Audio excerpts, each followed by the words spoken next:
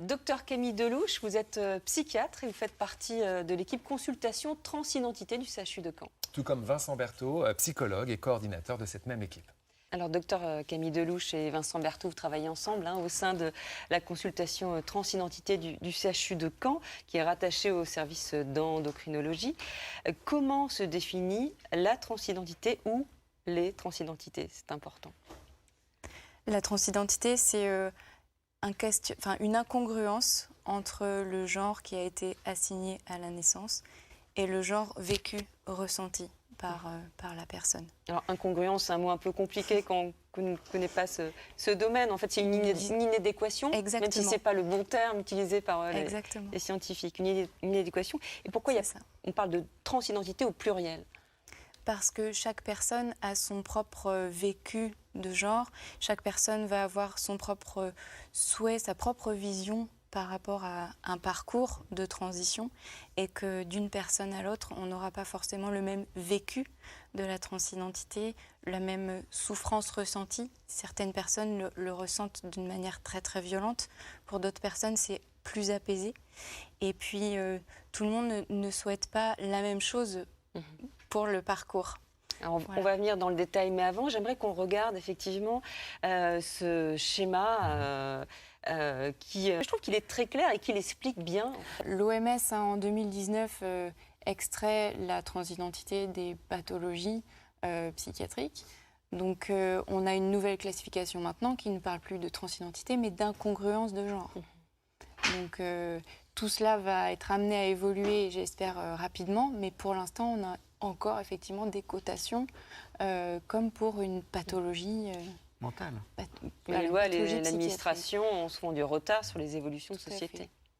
Vincent Berthaud, on l'a dit, le genre vécu et ressenti par les personnes transgenres ne correspond pas à leur sexe de naissance, qui a été retenu donc par l'état civil. Vous êtes donc psychologue, vous avez face à vous des personnes qui s'interrogent sur leur genre. Cela génère-t-il une souffrance obligatoirement? Obligatoirement, non. Je dirais quand même dans une grande partie des cas, malgré tout. Ce qui va surtout, finalement, déclencher de la souffrance chez les personnes, c'est avant tout l'environnement. Est-ce que la famille va être soutenante ou non? Est-ce que, pour des personnes jeunes, l'entourage scolaire, les amis, la compagnon ou la compagne avec qui il est, est-ce que ces personnes-là vont lui renvoyer une image positive, soutenante? Mais il y a aussi le regard que pose la société sur la transidentité en tant que telle, où on peut avoir des jeunes, ou même des moins jeunes d'ailleurs, qui vont intérioriser une forme de transphobie et qui vont eux-mêmes se flageller d'être une personne trans. Docteur Camille Delouche, donc cette consultation ouverte il y a 4-5 ans à peu près au CHU de Caen. À noter qu'il n'y a pas de consultation spécialisée dans toutes les régions.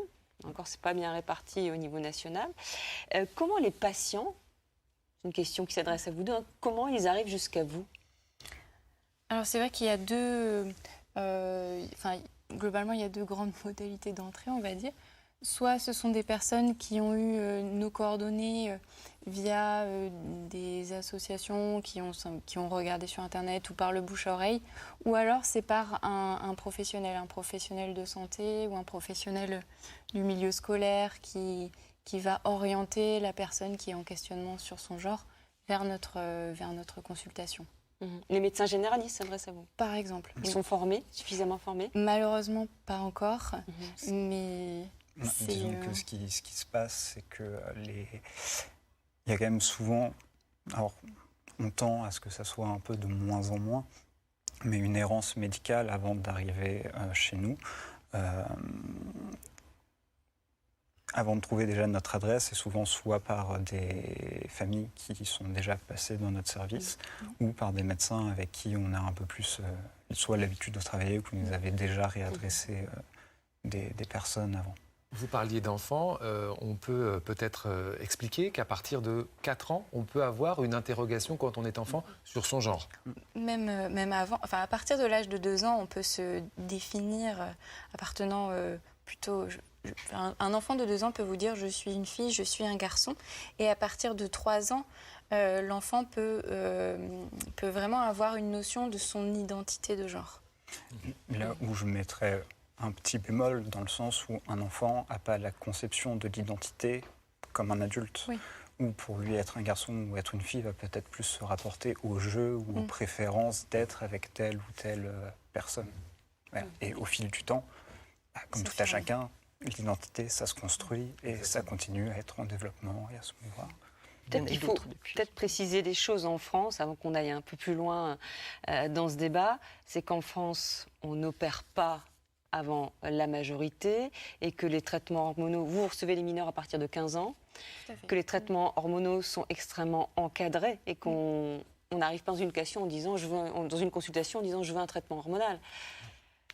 Non. Et qu'on va aussi dans une consultation, parfois aussi pour confirmer son genre. Oui. On peut vouloir engager une transition et puis revenir en arrière. Enfin, il y a énormément de parcours possibles. Voilà. On peut venir à la consultation avec un questionnement autour du genre que l'on souhaite approfondir. On a envie d'avoir un interlocuteur ou une interlocutrice en face qui nous aide à cheminer autour de notre identité de genre. Et c'est là notre mission à Vincent et moi. Il y a certaines personnes pour qui le projet est très clair, très défini. Et nous, on n'a pas grand-chose à faire à ce moment-là, si ce n'est essayer de déceler d'autres souffrances qui seraient associées, mais pas forcément en lien direct avec la transidentité. Donc voilà, soit les personnes viennent en quête d'approfondir l'identité de genre, soit ils viennent avec un parcours assez clair, un projet clair, et nous on les aide à accéder à ce parcours. Vincent Berthaud, docteur Camille Delouche, chaque année, le nombre de consultations dans votre consultation double. Comment l'expliquez-vous ? Majoritairement par le fait qu'on en parle, justement. Je pense déjà plus en plus qu'il y a moins de tabous, on va dire. Même s'il en reste, ça dépend encore une fois énormément des familles, de l'environnement culturel, de l'éducation aussi. Comme a pu le dire M. Alessandrin, quand il parle des tenants, il y a aussi beaucoup de croyances autour de la nature, encore l'orientation sexuelle. On parlait de l'homosexualité, même si aujourd'hui elle est plus acceptée. Il peut encore y avoir des croyances qui freinent tout ça et qui créent des freins qui petit à petit se lâchent, je pense, à l'heure actuelle. Vous partagez cette analyse, docteur Camille ? Oui, tout à fait. C'est vrai que là, on s'autorise de plus en plus à se questionner sur son genre, et ça, c'est vraiment très, très chouette. Donc, pour moi, j'ai l'impression que c'est aussi grâce à ce questionnement qu'on s'autorise maintenant de plus en plus, que de plus en plus de personnes viennent nous rencontrer. Ouais. Mais les chiffres, c'est 9000 prises en charge en 2020. Vous me disiez croissance exponentielle dans vos consultations. Oui, nous, aujourd'hui, à la consultation, on accompagne environ 450 personnes. L'année dernière, c'était environ 200-250.